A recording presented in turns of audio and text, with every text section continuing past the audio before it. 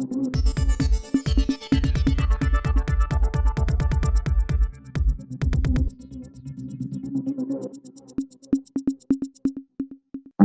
இது news focus Tamil. இன்றைக்கு நம்முடன் அரசியல் பேசுவதற்காக சென்னை பல்கலைக்கழகத்தின் அரசியல் அறிவியல் மற்றும் பொது நிர்வாகத்துறையின் முன்னாள் துறை தலைவர் பேராசிரியர் திரு ராமமணிவன் அவர்கள் இணைந்திருக்கிறார். சார் வணக்கம். வணக்கம் சார், இன்னைக்கு உங்ககிட்ட பேச நினைக்கிற ஒரு முக்கியமான சப்ஜெக்ட்ங்கிறது வந்து இப்ப தமிழக ஆளுநர் RN ரவி அவர்களுக்கும் இங்க தேர்ந்தெடுக்கப்பட்ட திமுக அரசுக்கும் இடையிலான அந்த கான்ட்ரவர்சிங்கிறத கிட்டத்தட்ட நம்ம ஒரு 3 ஆண்டுகளை கவனிச்சிட்டு இருக்கோம். நம்ம அரசியல் களத்துல கவனிச்சிட்டு இருக்கோம். இப்ப துணைவேந்தர்கள் நியமனம் அப்படிங்கிற விஷயத்துல வந்து பெரிய சர்ச்சை ஒண்ணு போயிட்டு இருக்கு அப்படிங்கிறத பாக்குறோம். இப்ப இது வந்து உச்சநீதிமன்றத்துடைய பெஞ்சுக்கு வந்திருக்கு. குறிப்பா வந்து உச்சநீதிமன்றத்துல இது குறித்து முடிவெடுப்பதற்கான அந்த விஷயத்த வந்து துரிதப்படுத்தியிருக்காங்க அப்படிங்கிறத கவனிக்கிறோம். ஃபர்ஸ்ட் ஆஃப் ஆல் என்ன சொல்லியிருக்காங்கன்னா, ஜட்ஜஸ் என்ன சொல்லியிருக்காங்கன்னா, ஒரு வாரத்துல இந்த விஷயத்துல ஆளுநர் முடிவு எடுத்தாகணும், இல்லாட்டி நாங்க தலையிட்டு இந்த விஷயத்துல வந்து தீர்ப்பு வழங்கக்கூடிய இடத்துக்கு தள்ளப்படும் இது அப்படின்ற அளவுல வந்து ஒரு சீரியஸான ஒரு இடத்துக்கு நகர்ந்து வந்திருக்கு இந்த விஷயம். நீங்க ஃபர்ஸ்ட் ஆஃப் ஆல் இந்த சப்ஜெக்ட் எப்படி பாக்குறீங்க சார்? இது உண்மையிலேயே உச்ச நீதிமன்றத்தின் கருத்து அல்லது அவர்களுடைய அறிவுரை என்பது மிக முக்கியமானதும், தமிழக அரசிற்கும் ஆளுநர் அவர்களும் இது கவனத்தில் கொண்டு செயல்பட வேண்டும். ஏனென்றால் ஒரு பல்கலைக்கழகத்தை இவ்வளவு துச்சமாக நடத்துவது அல்லது பல்கலைக்கழகத்தின் மாணவர்களுடைய வாழ்க்கை, ஆசிரியர்களுடைய பணி, இவற்றையெல்லாம் துச்சமாக நினைத்து வெறுமனே அரசியலையே கருவாக வைத்து நடத்தப்படுகின்ற பல்கலைக்கழகங்களை பயன்படுத்துவது ஒரு வன்மையாக கண்டிக்கத்தக்கது. அதோடு மட்டுமில்லாமல் தமிழக அரசு மேற்கொண்டுள்ள மசோதாக்களை தொடர்ந்து நிராகரிப்பது, அதற்கான கையொப்பம் இடாமல் காலம் தாழ்த்துவது என்பது கவர்னருடைய செயல்பாடு அண்மையில் காலத்தில் மட்டுமல்லாமல் தொடர்ந்து 3 ஆண்டுகளுக்கு மேலாகவே செயல்பட்டு கொண்டிருக்கின்றார். இது அவர் ஆளுநராக இங்கு வந்த போதும், பிறகு அவருடைய செயல்பாடுகள் அனைத்துமே அரசுக்கும் தமிழக மக்களின் உணர்வுகளுக்கும் பெரும்பான்மையாக எதிரான நிலையில் தான் எடுத்துள்ளார். ஆனால் பல்கலைக்கழகத்து குறித்துமே மட்டுமே பேச வேண்டுமானால் அது பற்றி நாம் பேசலாம். Right sir. இப்ப அரசியல் களத்துல என்ன மாதிரியான ஒரு கான்ட்ரவர்சி அவர் ஏற்படுத்துறாரு அப்படிங்கிறத அரசியல் கட்சியை சேர்ந்தவர்களும் பிறகு அரசியல் விமர்சகர்கள், பத்திரிகையாளர்லாம் முன் வைக்கிறாங்கிறத பாக்குறோம். ஸ்பெசிபிக்கா நான் உங்ககிட்ட பேச நினைக்கிறது, ஃபர்ஸ்ட் ஆஃப் ஆல் அரசியலா நான் பேச நினைக்கிறேன். ரெண்டாவது நீங்க ஒரு பேராசிரியர் அப்படிங்கிறதுனால யூனிவர்சிட்டியில இவரோட பாலிடிக்ஸ் எப்படி சார் இருக்கு? கல்வி சார்ந்து இவரோட அரசியல் எப்படி இருக்கு நீங்க பாக்குறீங்க? இது பாரதிய ஜனதா கட்சி இவர் குறிப்பாக ஆளுநர் தொடர்ந்து 2 ஆண்டு அவர் நியமனம் செய்யப்பட்ட காலகட்டத்தில் இருந்து ஒரு கட்சியின் பிரதிநிதியாகத்தான் பெரும்பாலுமாக அவர் செயல்பட்டு கொண்டிருந்தார். காரணம் என்ன, மத்தியில் ஆளும் கட்சியினுடைய அவர்களுடைய ஒரு விருப்பு, அதோடு மட்டுமல்ல அவர்களுடைய ஒரு எண்ணம், இவற்றின் பிரதிநிதியாகத்தான் ஒரு மத்திய அரசின் பிரதிநிதியாகவோ ஒரு கான்ஸ்டிடியூஷனல் அரசியல் சாசன பதவி வகிக்கின்ற நபராகவும் அவர் பெருமளவுக்கு நடந்து கொள்ளவே இல்லை. அதை நான் தைரியமாக பதிவு செய்ய விரும்புகின்றேன். காரணம் என்னவென்றால் இவர் தமிழக அரசியல் இருக்கின்ற சூழலுக்கு ஏற்றவாறு அதற்கு எதிர்வினை செயலாக அரசுக்கும் தமிழக தேர்ந்தெடுக்கப்பட்ட ஒரு அரசாங்கத்திற்கும் அரசுக்கும் மக்களுக்குமான ஒரு பெருவாரியான மக்களின் நிலைப்பாட்டிற்கு எதிரான கருத்துக்களை தொடர்ந்து இவர் அதை பற்றி மக்களின் மனம், அதோடு அரசாங்கத்தை நாம் செயல்பட விடாமல் முடக்குவது, அது சட்டமன்றத்திலிருந்து வெளியில் சென்று ஒரு தேசிய கீதமாகட்டும், அதோடு மட்டுமில்லாமல் தமிழ்த்தாய் வாழ்த்தாகட்டும், அல்லது திராவிடம் சார்ந்த ஒரு கருத்துகளாகட்டும், பிறகு தமிழகம் என்ற ஒரு தமிழ்நாடு தமிழகம் என்ற ஒன்று பெயர் மாற்றத்திற்கான இவை அனைத்துமே இவர் தெரியாமல் செய்து கொண்டிருக்கின்றார் என்று சொல்லவே முடியாது. இவர் ஒரு அரசியல் கருவியாக செயல்பட்டு கொண்டிருக்கின்றார் என்பதில் எந்த ஒரு மாற்று கருத்தும் கிடையாது. குறிப்பாக நீங்கள் 2019 பாராளுமன்ற தேர்தல், அதுக்கு பிறகு 2021 என்று பாராளுமன்ற சட்டமன்ற தேர்தல், அண்மையில் நடந்து முடிந்த ஒரு தேர்தல் காலம், இவற்றில் எல்லாமே இவர் மட்டுமில்ல, இந்த ஆளுநர் குறிப்பாக கடந்த சில 10 ஆண்டுகளாக 2016 முதல் ஆளுநர்கள் அனைவருமே பாரதிய ஜனதா கட்சியின் கட்சி சார்பாகத்தான் இவர்கள் செயல்பட்டுக் கொண்டிருக்கிறார். கட்சிக்காகவும் கட்சி சார்பாகவும் தான் செயல்பட்டுக் கொண்டிருக்கின்றார்கள். இது நிறைய கேள்விகள் ஆளுநர் பதவிக்கான ஒரு தேவை, இவற்றை தேவையற்றது என்பதற்கான விமர்சனங்களுக்கு அப்பாற்பட்டு இவர்கள் ஒரு அரசியல் தான் செய்து கொண்டிருக்கின்றார்கள். இது அரசாங்கம் நடைபெறுவதற்கு முட்டுக்கட்டையாகவும், அரசியலுக்கு இவர்கள் ஒரு கட்சி தலைமையாகவே கூட ஒரு மறைவிடத்தில் இருந்து செயல்படுத்திக் கொண்டிருக்கிறார்கள் என்பது இந்த இதை வந்து நிறைய பரவலாக மக்களும் பேசுகின்றார்கள். இது நம்பக்கூடிய வகையில் மக்கள் இவ்வாறு நம்பத்தக்க வகையில் தான் இவர்கள் செயல்பட்டு. சார், ரெண்டாவது ஒரு விஷயம் அப்படிங்கிறது வந்து இப்ப ஆளுநரை வந்து நியமிக்கிறது, அதாவது பிஜேபி கவர்மெண்ட் ஒரு எதிர்கட்சிகள் ஆளக்கூடிய ஸ்டேட்ல ஒரு ஆளுநரை நியமிக்கிறது அப்படிங்கிறது ஒரு தொலைநோக்கு அரசியலோட நியமிக்கிறாங்க.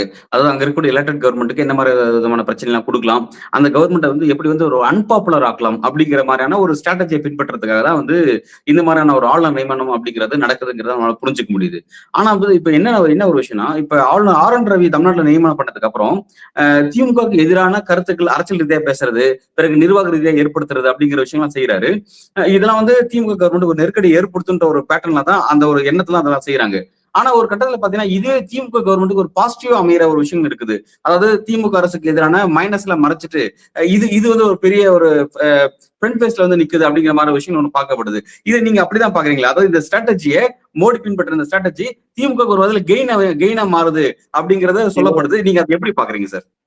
இது வந்து நான் வந்து இதை முழுமையாக நான் அங்கீகரிக்க வேண்டும். ஏனென்றால் வந்து நீங்கள் ஆளுநர் ரவி வந்து பாரதிய ஜனதா கட்சியின் பிரதிநிதியா அல்லது மத்திய அரசாங்கத்தின் பிரதிநிதியா என்று பெருமளவிற்கு மக்களை சென்று ஒரு மக்களுடைய பார்வை என்று நீங்கள் விசாரித்தீர்களானால் பாரதிய ஜனதா கட்சியின் ஒரு ஆளுநராகத்தான் பிரதிநிதியாகவும் தமிழகத்தின் ஆளுநராக நியமிக்கப்பட்டவர் வந்து கட்சி தலைமையை விட ஒரு ஆழமான ஒரு அடையாளத்தை பாரதிய ஜனதா கட்சிக்காக கொண்டுள்ளவர் அவர் இன்றைக்கு தமிழகத்தில் மட்டுமில்லாமல். அதோடு மட்டுமில்லாமல் வந்து அவர் வந்து தேர்ந்தெடுக்கப்பட்ட ஒரு தமிழக ஆட்சியாளர்களையும் அரசாங்கத்தையும் விமர்சனம் செய்வது, அதோடு மட்டுமில்லாமல் முதல்வரை வந்து அவருக்குரிய ஒரு அங்கீகாரத்தை அளிக்காமல் அவரை பற்றி முதல்வரை வந்து ஒரு ஆணவம் மிக்கவர் என்று இவர் சொல்லுவது, இதெல்லாம் வந்து ஒரு ஆளுநருக்கு ஏற்ற ஒரு பண்புகள் கிடையாது.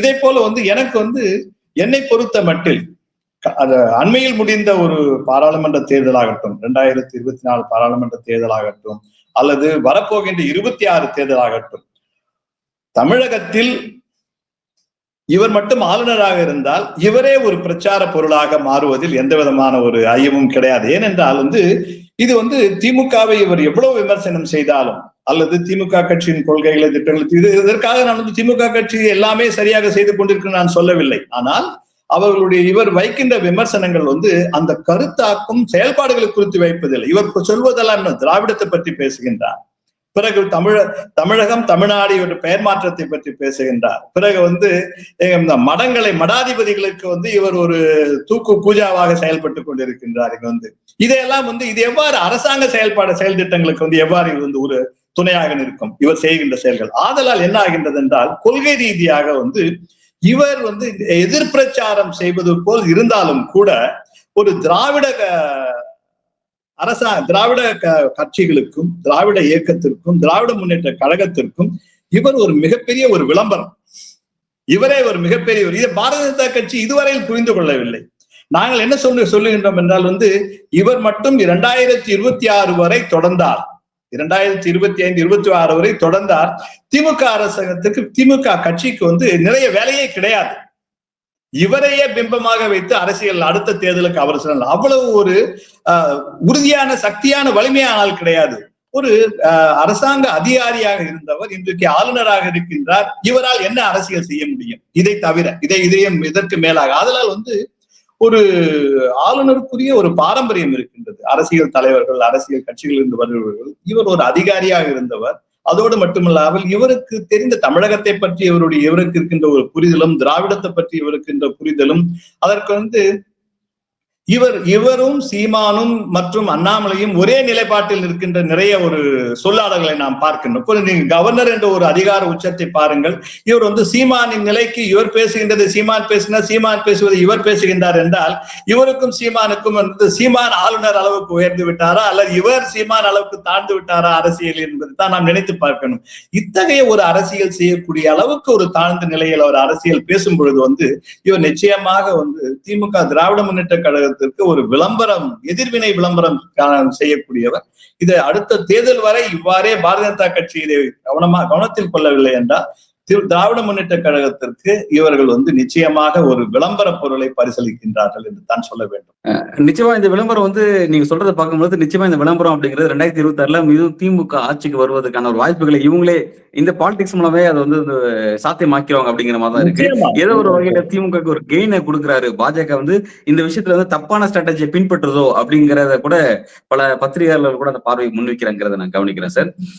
ஆனா சார் இப்ப இந்த விஷயத்தை பொறுத்த வரைக்கும், ஆளுநர் விஷயத்தை பொறுத்த வரைக்கும் இப்ப வந்து உச்சநீதிமன்றம் வந்து இந்த விஷயத்துல வந்து ஒரு சீரியஸான ஒரு இடத்துக்கு வந்திருக்காங்க. இப்ப நீங்க வந்து ஒரு வாரம் கெடு கொடுத்திருக்கேன், ஒரு வாரத்துக்குள்ள நீங்க ஒரு முடிவு எடுக்குங்க, இல்லாட்டி நாங்க வந்து வரும் அப்படின்னு சொல்லியிருக்காங்க.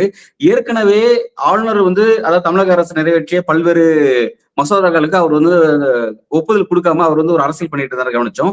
அதெல்லாம் சுப்ரீம் கோர்ட்டுக்கு போய் தான் வந்து ஒரு இறுதியா ஒரு முடிவு பார்த்ததுங்கிறது கவனிக்கிறோம். அப்ப இதுவும் அந்த இடத்துக்கு வந்திருக்கு அப்படின்னா அப்ப என்ன சார் இந்த விஷயத்தை பொறுத்த வரைக்கும் துணைவேந்தர் நியமனங்கிறத பொறுத்த வரைக்கும் உச்சநீதிமன்றம் தலைவர் இடத்துக்கு வரும்பொழுது இப்ப என்ன விதமான ஜட்மெண்ட் வரும் நம்ம எதிர்பார்க்கலாம் சார்? எப்படி இது நகரும் பார்க்கலாம் இந்த சப்ஜெக்ட்? குறைந்தபட்சம் வந்து துணைவேந்தர்களை தமிழகத்தில் இருக்கின்ற காலியாக இருக்கின்ற பல்கலைக்கழகங்களில் காலியாக இருக்கின்ற துணைவேந்தர் பதவிக்கான காலியான இடங்களில் வந்து நியமனம் செய்யப்பட வேண்டும். அந்த நிலைக்கு வந்தால் கூட ஒரு அடிப்படையான ஒரு நிலைப்பாடு என்று நினைக்கிறேன். காரணம் என்ன வந்து இது ஆளுநருக்கு மட்டுமே கிடையாது, தமிழக அரசாங்கத்திற்கும் இப்பொழுது தமிழகத்தில் ஆட்சியில் இருக்கின்ற ஒரு அரசாங்கத்திற்கும் இதற்கு முன்னால் இருந்த அரசாங்கம் பல்கலைக்கழகங்களை பொறுத்தவரையில் வந்து அரசுக்கோ அல்லது ஆளுநருக்கோ வந்து எந்த விதமான ஒரு ஆழ்ந்த ஒரு பார்வையோ அல்லது பல்கலைக்கழகத்தின் மாணவர்களை வந்து இவர்கள் வந்து மாணவர்களுடைய எதிர்காலம், அங்க நடக்கின்ற விஷயங்கள் வந்து ஒரு கல்வியாளர்களை நியமனம் செய்ய வேண்டும், இதை பற்றி வந்து ஒரு என்னை பொறுத்த மட்டில் வந்து பல்கலைக்கழகங்கள் கடந்த 20, 25, 30 ஆண்டுகளுக்கு மேல எல்லா கட்சிகளும் இதற்கு பொறுப்பு. ஆளுநர்களை நியமிக்கின்ற மத்திய அரசாங்கத்தை சார்ந்த கட்சிகள் கூட அவர்கள் வந்து ஆளுநரை பொறுத்தவரையில் இவர்கள் வந்து வெறுமனே ஒரு தலையாட்டி பொம்மையாக இருந்த ஒரு காலத்தில் இதில் வந்து பிறகு நியமனங்களில் பங்காற்றல் என்பது வந்து அதற்கான வந்து பிறகு ஊழல், இதுல வந்து பல்கலைக்கழகங்கள் ஊழலை பற்றி நீங்கள் வந்து ஒரு அரசாங்கத்தில் ஊழல் நடக்கும் போது வந்து நாம் ஊழலை வந்து பரவலாக பேசுகின்றோம், பிறகு வந்து சட்ட ரீதியாக அதற்கான நம் தேவைகளை பற்றி நீதிமன்றங்களுக்கு செல்லுகின்றோம். ஆனால் பல்கலைக்கழகத்தை பொறுத்தவரையில் இத்தனை ஆண்டு காலம் எவ்வளவு மோசமான ஊழல்கள் எல்லாம் நடத்திவிட்டு துணைவேந்தர்கள் சென்ற பிறகு இதுவரை யாருமே கண்டிக்கப்படவில்லை. அரசாங்கத்தால் கண்டிக்கப்படவில்லை. பிறகு வந்து இந்த கட்சிகள் அனைத்துமே திராவிட கட்சிகள் கூட, அது திராவிட முன்னேற்ற கழகம் ஆகட்டும், அண்ணா திராவிட முன்னேற்ற கழகம் ஆகட்டும், மற்ற கட்சிகளும் கூட இதுக்கு வந்து எல்லாமே எல்லா அரசாங்கம் மக்கள் வந்து தேர்தல் காலத்துக்கு எல்லா கட்சிகளும் பல்கலைக்கழகங்களை பற்றி எந்த கவலையும் பெருமளவுக்கு கிடையாது. இவர்கள் வந்து அது வந்து நீங்கள் வந்து உதாரணமாக எத்தனையோ பேர் கடந்த அண்மை காலங்களில் சொல்லலாம், துணைவேந்தர்களாக பதவி வைத்தவர்கள் அவர்கள் வந்து பல்கலைக்கழகங்களை சூறையாடி விட்டு சென்றார்கள். அவர் வந்து ஒரு அரசாங்கத்தால் ஒரு வந்து ஆட்சியில் இருக்கின்ற கட்சிகளால் தான், திராவிட கட்சிகளால் தான் அவர் நியமனம் செய்தார். அதற்கு வந்து உடந்தையாக வந்து ஆளுநர்களும் செயல்பட்டுக் கொண்டிருந்தார்கள்.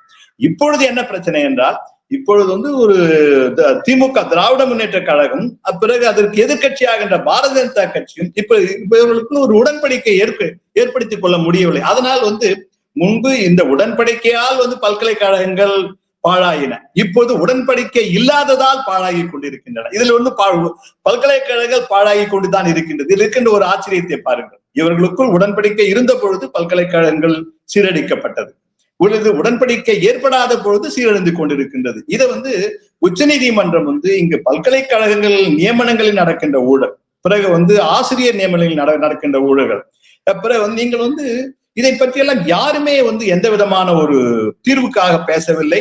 இதை இங்க இவ்வளவு குறிப்பாக நீங்கள் வந்து உதாரணத்துக்கு எடுத்துக்கொண்டால் வந்து ஓய்வு பெற்ற ஆசிரியர்கள், இது வந்து நான் ஓய்வு பெற்ற ஆசிரியர் என்பதுதான் நான் சொல்லவில்லை.